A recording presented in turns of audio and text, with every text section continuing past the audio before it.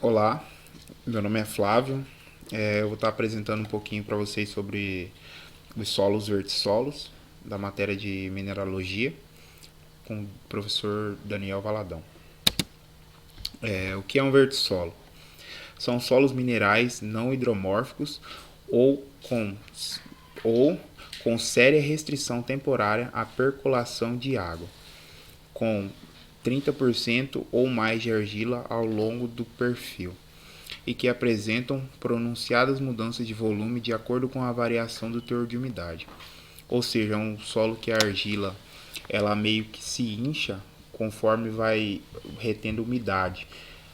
E conforme vai retendo umidade, ela se incha e forma como se fosse uma crosta. Isso às vezes dificulta a passagem de água. Então, às vezes demora a fazer a drenagem. Com isso, forma bacias de águas, assim como ocorre no Pantanal, que é uma característica bem forte de vertissolos. As características desse solo é que possuem altos teores de argila em períodos secos e possuem formação de fendas profundas. Apesar de secos, são ricos em cálcio, magnésio e rochas básicas.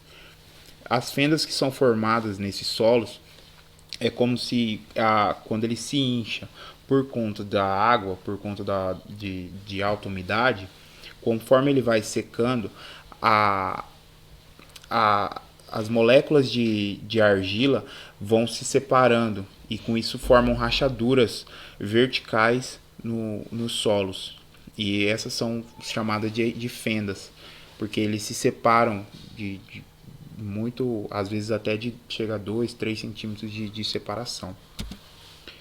A definição desse solo é que ele é constituído por material mineral com horizonte vértico dentro dos 100 centímetros de profundidade e relação textural insuficiente para caracterizar o BT, que é o horizonte B textural. Ou seja, geralmente ele vai de horizonte A para o horizonte C.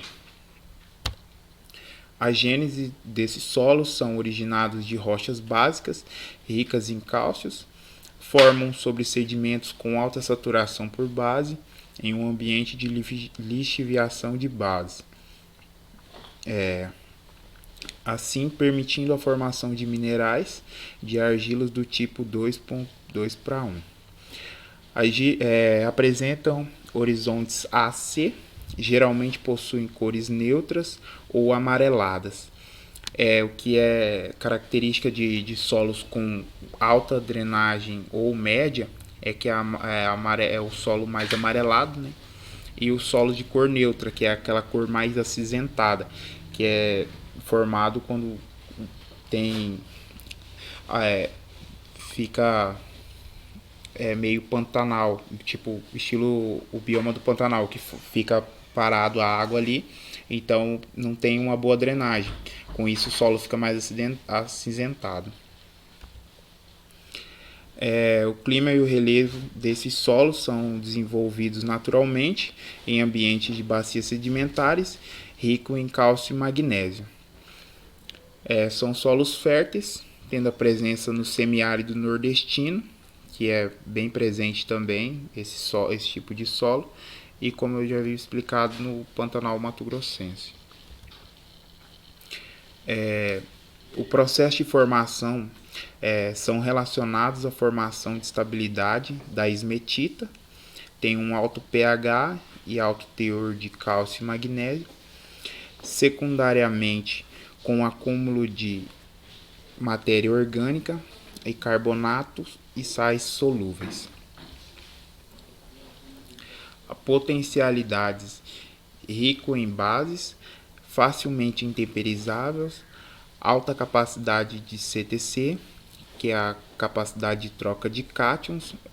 Essa alta capacidade é por conta de ser um solo rico em argila, então ele facilita muito ter essa capacidade de troca de cátions, elevando o potencial nutricional. O que dificulta um pouco essa troca seria na época que não tem ele está muito seco, que ocorre as fendas. Isso dificulta um pouquinho a parte de de fertilidade, né? É recomendado para áreas de pastagens, arroz, trigo e dentre outras. A consistência desse solo quando está seca é muito dura e extremamente dura, porque quando ocorre as fendas, quando ele fica seco e perde a umidade, se torna um barro muito duro. Então a consistência dele se torna até dificultosa para a área agrícola, para o trabalho agrícola. E quando muito úmida, fica firme, extremamente firme. Aí que é o momento em que às vezes dá certo de trabalhar para a agricultura.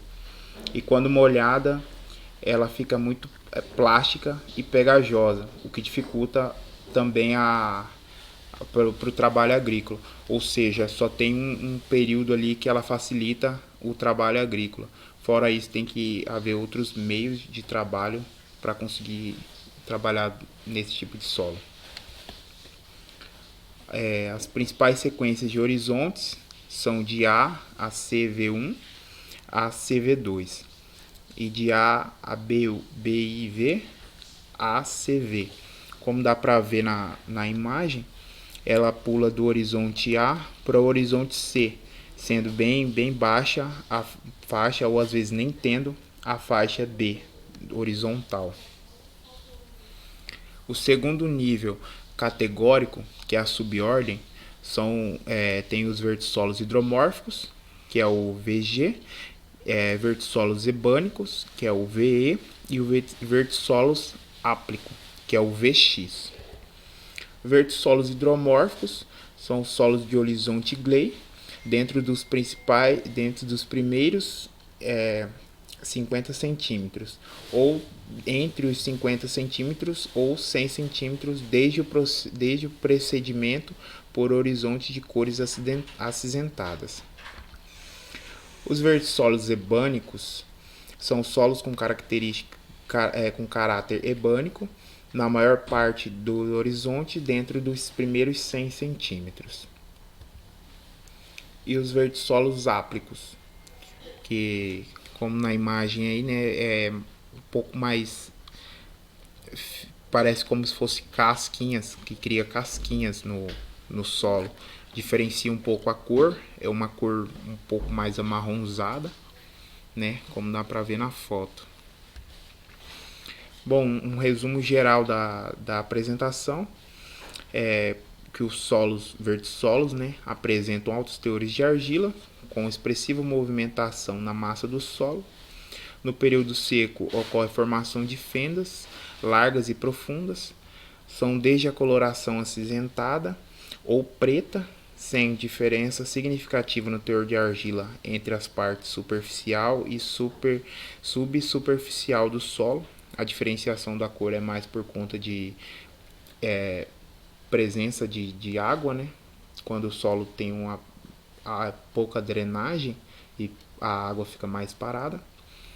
São bastante férteis, ricos em cálcio, magnésio e rochas básicas. No entanto, possuem baixa permeabilidade e drenagem lenta. Bom, essas são as referências que nós usamos para fazer o trabalho. E é isso daí. Isso que eu tinha para apresentar sobre vertissolos.